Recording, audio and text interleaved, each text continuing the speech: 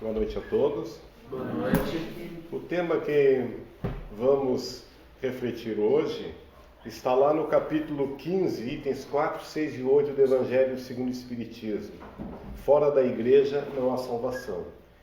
Esse termo, essa afirmação, na verdade, foi feita pela primeira vez no século III pelo bispo Cipriano de Cartago, em seu tratado sobre a unidade da Igreja Católica, em uma época em que os cristãos se debruçavam sobre a chamada polêmica do lapsi, que são aqueles caídos, aqueles desgarrados, aqueles que largaram a sua fé religiosa.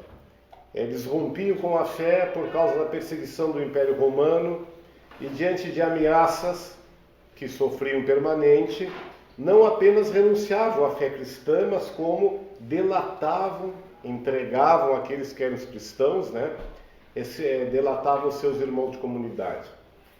Esta frase destina-se àqueles que, conhecendo a fé no Cristo, por meio da Igreja Católica Apostólica Romana, renegaram-na, seja pela apostasia ou pela heresia.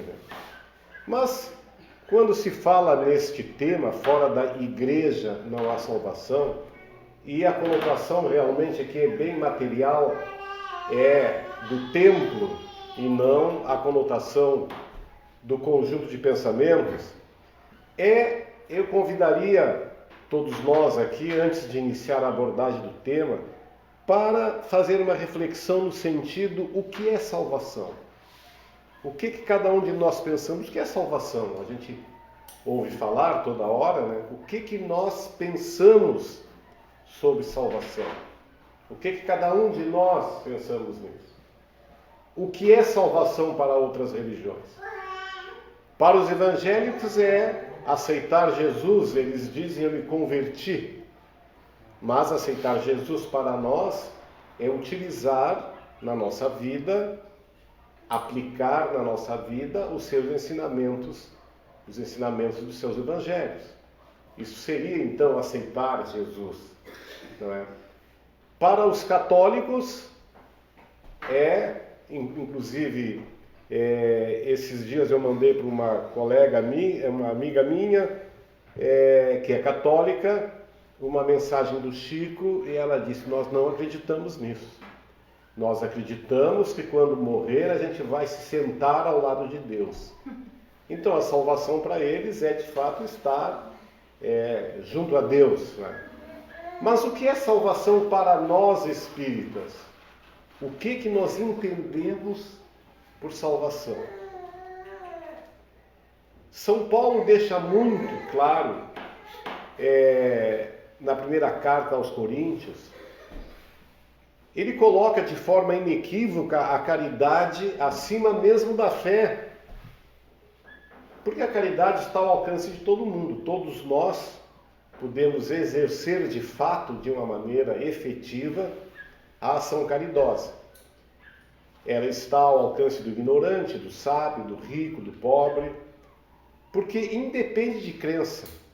Caridade não tem nada a ver com religião. Assim como Cristo não veio trazer religião para nós.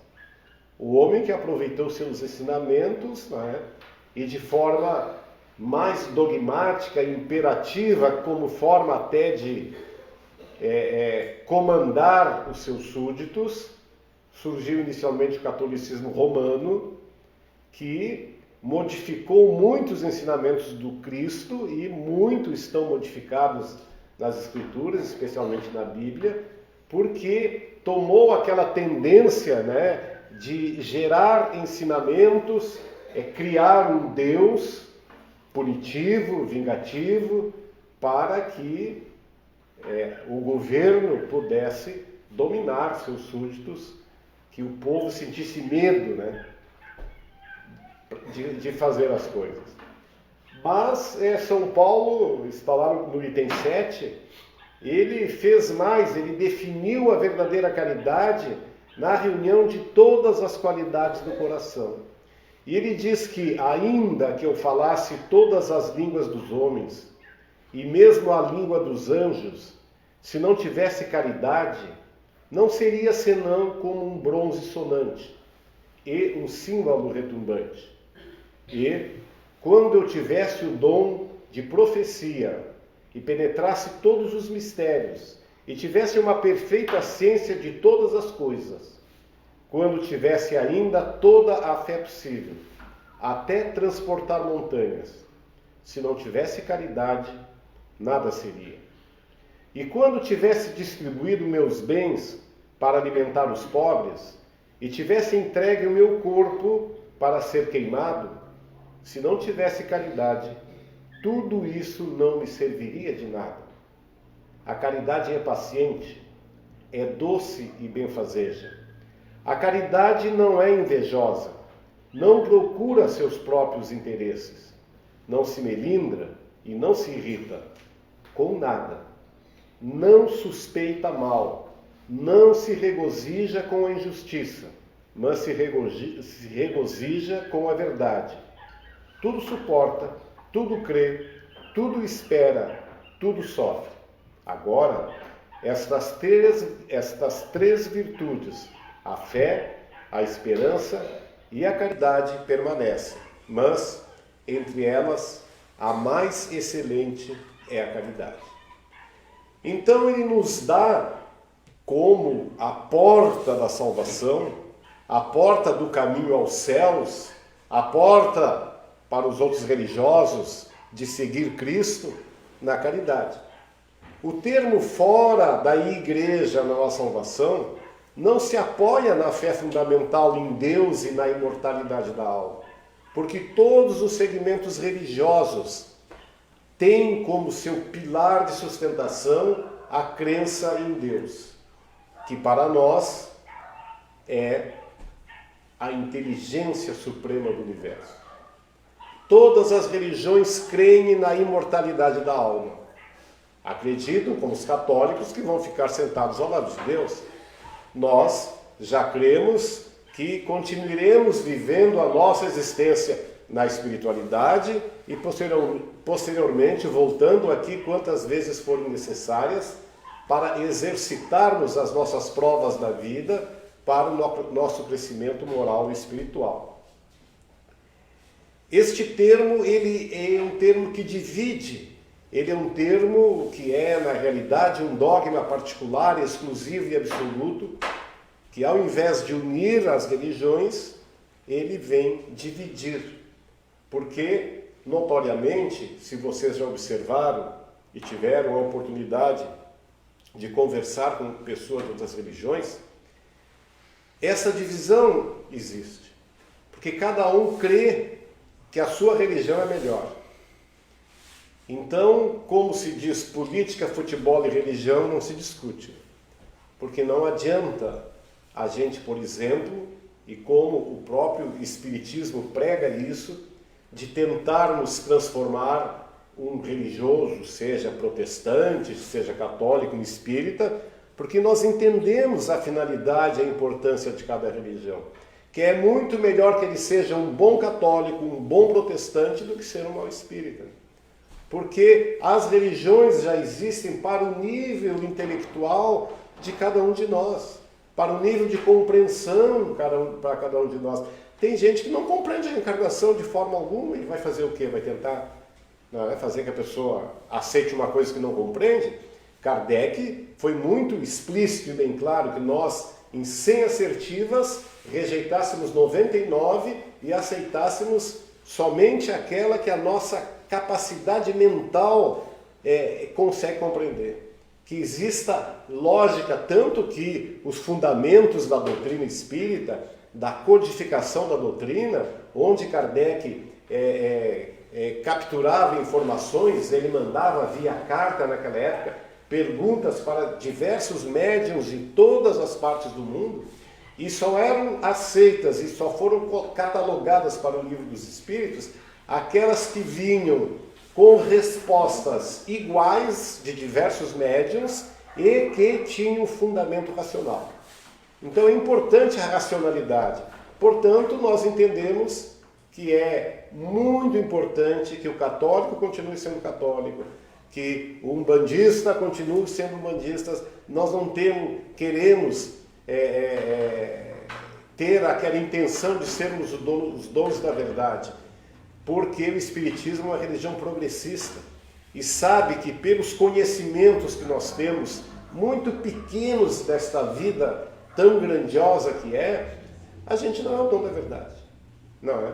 Então, dizer que fora da igreja não há salvação é o mesmo que dizer que fora da verdade não há salvação. Mas que verdade é essa? Ninguém sabe a verdade absoluta. Esse dogma ele é contrário aos princípios do próprio Cristo e da própria lei evangélica. Kardec ele faz anotações importantes quando ele diz que ser espírita não é ser nenhum religioso, é ser cristão. Ser cristão é seguir os ensinamentos do Cristo. Não é ostentar uma crença, é vivenciar a fé sincera, absoluta. Não é ter uma religião especial, nós não temos uma religião especial, mas nós temos uma grande responsabilidade. E aí eu gosto de frisar isso, sempre de forma bem contundente, que talvez a coisa mais brilhante que nós aprendemos na doutrina espírita é a responsabilidade. Porque a doutrina, ela não nos proíbe de nada. Quem gosta de festa, de balada, de bar, de tomar seu trago, de tomar a sua caipirinha, o seu vinho, a sua cerveja, cada um tem a sua liberdade, porque é uma lei divina, é a lei da liberdade, cada um escolhe aquilo que quer para a sua vida. Mas se o outro dia, quando ele levantar o seu fígado e estiver intoxicado, a dor de cabeça, refletindo daquele monte de cerveja que ele tomou, não é a responsabilidade dele. Ele tomou porque quis, porque teve liberdade. Essa liberdade é plena para todos nós. A doutrina espírita não critica nada, não proíbe nada, mas nos orienta que sejamos equilibrados. Quem gosta de vinho, que tome o seu vinho, mas não precisa tomar 3 garrafas. Não precisa tomar um barril de chope. Ele pode gostar das suas atividades, seja lá o que for, quem gosta de balada, que vai à balada, mas que sabe se comportar. Né? Então, este entendimento que nós podemos fazer tudo, mas que somos responsáveis por aquilo que fizemos. Não adianta depois ficar se lamentando da vida. Quantos de nós nos lamentamos da nossa atual situação? Às vezes é de saúde, é financeira, é desequilíbrio psicológico, mas nós somos aquilo que nós construímos até hoje. Se nós estamos assim hoje, é porque nós plantamos no passado, nesta e em outras existências, plantamos e estamos colhendo hoje aquilo que plantamos. Ninguém vai plantar espinho e colher flores. Né? Ninguém vai plantar feijão e colher milho. Não. Quem planta amor, colhe amor. Quem planta discórdia, colhe discórdia. Quem enche o seu estômago de cerveja, de vinho, vai colher uma saúde desregrada. Depois, quem fuma a intensidade, vai colher lá um câncer no esôfago. Então, essas coisas que acontecem com a gente hoje e que vão acontecer no futuro são resultados daquilo que nós mesmos construímos. Por isso que o Espiritismo nos dá uma grande responsabilidade. Ser espírita não é superar o próximo, é superar a si mesmo. Não é construir um templo de pedra na acepção da palavra fora da igreja, não há salvação, é transformar o coração no templo interno. Sem dúvida, o Espiritismo é para nós assim uma ferramenta preciosa para a nossa reforma íntima, para a gente se reformar. Esta é a finalidade da doutrina, é nos reformar. E talvez esteja aí então o caminho da salvação, que é compreender-se, entender-se e saber que precisa melhorar. Ele é um instrumento perfeito para a sublimação das nossas poucas virtudes e a superação dos nossos muitos defeitos. Não somos o único caminho da salvação, como a gente já falou. Não somos o único. Temos certeza disso. E também não nos consideramos a verdade absoluta, porque somos progressistas. O Espiritismo adota o evolucionismo de Darwin. A humanidade evolui. À medida que nós evoluímos, nós vamos adquirindo novos conhecimentos. Basta observar que a gente não sabe nada. Por exemplo, os telescópios fabricados aqui na Terra vasculham o universo a 15 milhões de anos-luz, significa quase 142 quinquilhões de quilômetros. O que é isso? Isso cabe na nossa cabeça? Não cabe. Não cabe na nossa cabeça. Não entendemos o que é isso. De tão grande a vastidão desse universo construído por Deus. Né? E a gente, só a nossa Via Láctea aqui, onde nós estamos, tem mais de 100 mil planetas com possibilidade de vida. E existem bilhões de galáxias como a nossa. Né? Então imaginem esse universo. Mas Jesus disse que de todos os seus ensinamentos que ele trouxe para a humanidade, que o mandamento mais importante é aquele que diz: amarás teu Deus de toda a tua alma e de todo o teu coração e com todo o teu entendimento, e a teu próximo como a ti mesmo. Ele disse que toda a lei e os profetas estão contidos nesses dois mandamentos, que na verdade é um, porque quando nós falamos em amar ao próximo, é a mesma coisa que amar a Deus. Por quê? Porque Deus está em nós. Deus está no próximo. Deus está na nossa consciência. E à medida que nós estamos amando uma outra criatura, filha de Deus, inteligência criada pela divindade, nós estamos amando a Deus. Então, como Jesus disse que esse seria o maior mandamento, com certeza, dentro do nosso raciocínio lógico, este é o mandamento para encontrarmos a salvação, não seria isso? É o caminho da salvação, amar ao próximo. Amar a tudo, amar a todos. Esta chama divina que se chama amor está instalada na nossa alma, no nosso espírito, porque nós somos chamas divinas, nós somos pedras preciosas, criadas pela divindade, que estamos em fase de burilamento aqui na Terra. Qual é o significado desse mandamento de Deus, que Jesus nos trouxe? É fazer aos homens tudo aquilo que nós queremos que nos façam. Né? É tratar todas as pessoas como a gente gostaria de ser tratado. Isso é o significado desse mandamento, que parece tão simples, mas na realidade a maioria de nós não conseguimos de fato compreendê-lo em sua plenitude, exercitar essa atividade no nosso dia a dia. E nós, especialmente os religiosos, nós entendemos quando se fala de próximo, que é aquele ser lá distante que está passando necessidade lá na rua, aquele que é o próximo que eu preciso ajudar. Não, o próximo começa, aquele que está mais próximo de nós é lá dentro de casa. É a minha mulher, o meu marido, os meus filhos, os meus pais, os meus avós, os meus irmãos. São aqueles, é ali nesse laboratório da vida, que é a célula máter da sociedade, que se chama família, que está o nosso próximo mais próximo e que tanto precisa de nós. Quantas vezes a gente deixa de abraçá-los, de beijá-los, de dizer um eu te amo para o meu marido, para a minha mulher, para o meu pai, para os meus filhos, porque, sei lá, a gente às vezes acha que pode ser até um pouco preconceituoso. Na época que eu era criança, a gente dizer para o homem que amava era preconceituoso, a gente tinha um preconceito quanto a isso. Mas nos nossos tempos eu lembro que o meu irmão já quebrou esse tabu. Ele, que é 10 anos mais moço que eu, ele já conseguiu quebrar esse tabu, porque ele dizia para o pai que eu amava. E a gente, hoje eu ainda vi uma mensagem do Chico, que diz assim, que a gente sempre deixa para amar quando é tarde demais.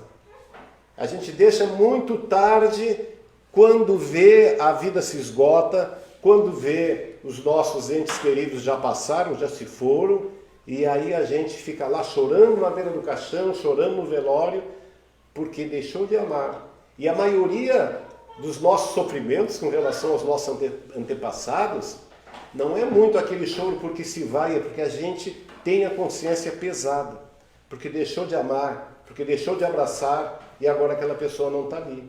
Vamos nos encontrar certamente um dia, porque a bondade divina é maravilhosa e nos permite que a gente se reencontre, mas a gente perde essa oportunidade de amar. A gente deixa sempre para depois. A gente bota sempre uma condição para que se ame, para que se seja feliz, para que a gente se confraternize. Porque a gente está em família ali por muitas razões. E principalmente porque nós deixamos arestas do passado. São pessoas em família que com certeza tiveram farpas no passado. Vejam numa família que a gente tem tendências mais amorosas, tendências mais, relacionamento mais sutis com alguns parentes. E com outros parece que a gente tem, né, um certo freio, uma certa distância, uma certa desconfiança. Porque são reminiscências do passado. E agora a justiça divina, como ela é tão maravilhosa, ela nos permite juntos agora numa mesma família estar ali para amar. Para resolver essas farpas pelo amor. E se nós não resolvermos pelo amor, um dia será pela dor. Por isso é que nós não podemos perder tempo de amar. Porque estamos nesse meio familiar para isso. Ó, aquele que se separa da mulher, aquele que vive excomungando e xingando a sogra, aquele que vive de farpas com seus irmãos, pode ter certeza que na próxima encarnação vão estar juntos. Se não como genro e nora, ou como marido e mulher, de uma outra forma, como filho, como irmão, como pai e filho, como casal. Imagine-se casado com a sogra na próxima encarnação, né? Já imaginaram isso? Quanto bom será, né? Então aproveite agora para se reconciliar com a sogra, né? Porque senão o futuro nos espera possibilidades de amor para que a gente se reconcilie, porque essa é a finalidade da vida. Então, este amor ele é tão importante, conforme Cristo nos trouxe, e que lá nas Escrituras está que a palavra caridade significa amor. São sinônimos. Tem a sua origem no grego HP, descreve um amor sem lacunas, um amor incondicional. Então, se amor é caridade, e Cristo nos disse que a salvação seria através do amor ao próximo, caridade seria para nós o caminho da salvação. Tanto que Kardec, com base nesta primeira carta de Paulo aos Coríntios, ele disse que se o Espiritismo tivesse um lema, seria que fora da caridade não há salvação. Portanto, para nós espíritas, esse é o caminho. Esse é o caminho para aquilo que nós entendemos como salvação. Mas o que é isso, caridade? E Kardec perguntou aos espíritos o que é essa caridade conforme entendia Jesus, e os espíritos responderam que caridade é benevolência para com todos, é indulgência para com as imperfeições alheias, perdão das ofensas. Será que a gente já conseguiu aprender a perdoar? Né? Lembrando sempre que perdoar não é esquecer, né? Mas pelo menos é não revidar aquela criatura que nos ofendeu, que nos magoou, na mesma moeda, né? E indulgência para as imperfeições alheias. Vejam que a gente, o que mais observa nos nossos vizinhos, nos nossos parentes, nos nossos amigos, nos nossos colegas de trabalho, são as imperfeições. A gente só vive analisando a imperfeição alheia. E Cristo nos disse que sempre existe alguma coisa boa em toda a situação, que toda criatura tem algo de bom para oferecer. Tanto que em Jerusalém, quando um cão estava apodrecendo numa esquina, numa calçada, e as pessoas na volta falando do governo, da prefeitura, que não recolhia aquele animal, ele se aproxima, levanta os lábios do cão e diz que belos dentes ele tem, nos dando uma demonstração que todos nós temos algo de bom. Mas a gente, ao invés de valorizar aquilo que as pessoas têm de bom, a gente valoriza o que tem de podre. A gente parece que tem aquela satisfação, aquele prazer de ficar falando mal da vida alheia. Parece que falta assunto, quando falta assunto a gente se lembra de falar mal dos outros. Então caridade, isto aqui talvez seja a coisa mais difícil, a gente entender o que é essa caridade, porque essa caridade, indulgência para com as imperfeições, é uma proximidade de Deus, porque Deus tem essa indulgência com a gente. A gente traz de outras religiões aquela ideia de um Deus punitivo, que a gente precisa pagar por as coisas que faz errado. Mas Deus, ao invés de nos obrigar a pagar pelo que a gente faz errado, Ele nos dá outra oportunidade para a gente acertar. E nos dá tantas quantas forem necessárias para que a gente acerte, ser benevolente com a gente. E assim nós precisamos ser com o próximo.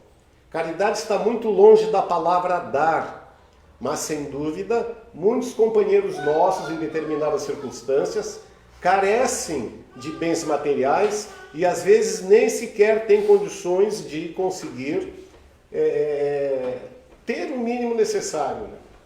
Mas a verdadeira caridade está no sentido de compreender o nosso próximo, entender o nosso próximo. Deus nos entende com as nossas falhas, e todos nós temos falhas. Não sei se alguém aqui é perfeito, que esteja presente, que se manifeste. Eu gostaria de conhecer a perfeição, né? Mas nós todos estamos aqui exatamente por essa razão, porque somos imperfeitos e precisamos progredir muito. E Kardec comenta ainda com relação à caridade, ele diz que o amor e a caridade são um complemento da lei da justiça, porque amar ao próximo é fazer todo o bem possível que desejaríamos que nos fosse feito. Tal é o sentido das palavras de Jesus: amai-vos uns aos outros como irmãos. O homem verdadeiramente bom procura diminuir a distância entre seus semelhantes. E daí a gente vem se reportar nesta situação ao professor, né? Porque o professor é aquele que encurta distâncias. Ele oferece o conhecimento, a sua forma didática de expor a cultura aos seus alunos, para que eles, no futuro, possam inclusive estar concorrendo com ele em um lugar ao sol. É procurar, é diminuir a distância. Caridade é servir. Divaldo fala muito que a vinda do homem na terra é para aprender a servir. E ele diz ainda que quem não aprendeu a servir ainda não aprendeu a viver. Porque é para isso que a gente está aqui, para servir o próximo, seja com os mínimos recursos que a gente tenha, mas todo mundo tem, como diz Paulo lá em sua carta, todo mundo tem a capacidade de servir, a capacidade, o poder de produzir a caridade. O Deepak Chopra, ele diz que no momento que a gente descobre o sentido da vida, descobrindo quem eu sou, porque eu estou aqui, de onde eu venho, para onde vou, eu começo a compreender a vida de fato. E daí eu vou entender que eu sou um ser eterno, deixando de ir de atrás absolutamente das conquistas materiais para procurar a sua conquista moral. E quando eu começo a me conquistar moralmente, a entender a evolução moral do meu eu interior como criatura, eu começo a entender o verdadeiro sentido da caridade. E, de fato, quando eu começo a entender isso, eu estou buscando, encontrando o caminho da salvação. Mas, sem dúvida, meus amigos, é uma coisa que tem sido difícil, né?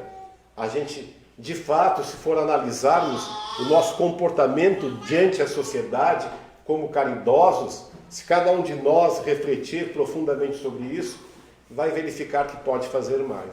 A gente pode fazer mais. A gente pode tomar a iniciativa, a gente pode sair de cima do muro, a gente pode servir mais. Eu hoje me mandaram um vídeo do companheiro numa casa espírita lá de Itajaí, que eu achei muito interessante. É sobre um cidadão lá na África, né, que ele começou a ficar apavorado com os animais que estavam morrendo de sede, da seca, no calor, que é uma região muito quente, né? Daí ele programou um projeto. Ele, todos os dias, ele enche 3, 4, 5 caminhões pipa d'água e vai floresta dentro, né, lá na própria África, e distribui água para os animais.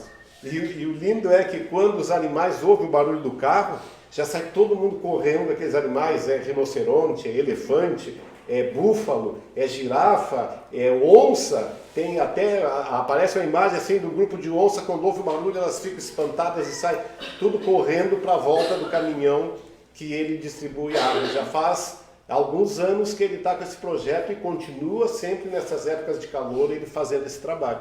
Isso é caridade. Quer dizer, é estender a mão ao próximo, e esse próximo independe de ser animal, natureza. Olha a nossa natureza de quanto ajuda e apoio precisa. Independe de ser humano. Então, caridade é doar sem reter, né? É multiplicar. Caridade é educar, é benevolência para com o próximo, é perdoar, como já vimos, é aprender a não julgar ninguém. Nós não temos... o Chico fala muito também, diz que ele entende que a maior grandeza para ele, que ele teve na sua vida aqui na Terra, foi aprender a não julgar. Ele diz que ele conseguiu aprender isso aí. E que ele se sentia muito satisfeito de ter conseguido deixar de julgar o próximo. Então, como aquilo que o Divaldo diz, né? Quem não aprendeu a servir ainda não sabe o que é viver, né? Entendendo que a vida é servir e, sobretudo, é amar, porque esta é a finalidade que nós viemos aqui na Terra para, de fato, aprender a amar. Lembrando Joana de Ângeles que caridade é o luzeiro permanente que existe ao lado do sol. É a luz que brilha em plena escuridão. Caridade é o amor na sua expressão mais elevada. Caridade tem regime de urgência.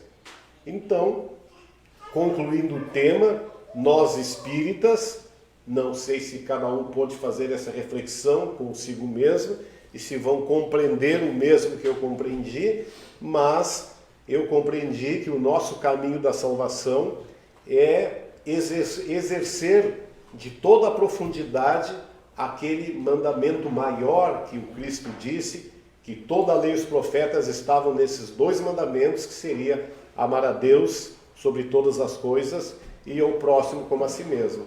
Isto aí, para nós espíritas, é o que significa o caminho da salvação, né?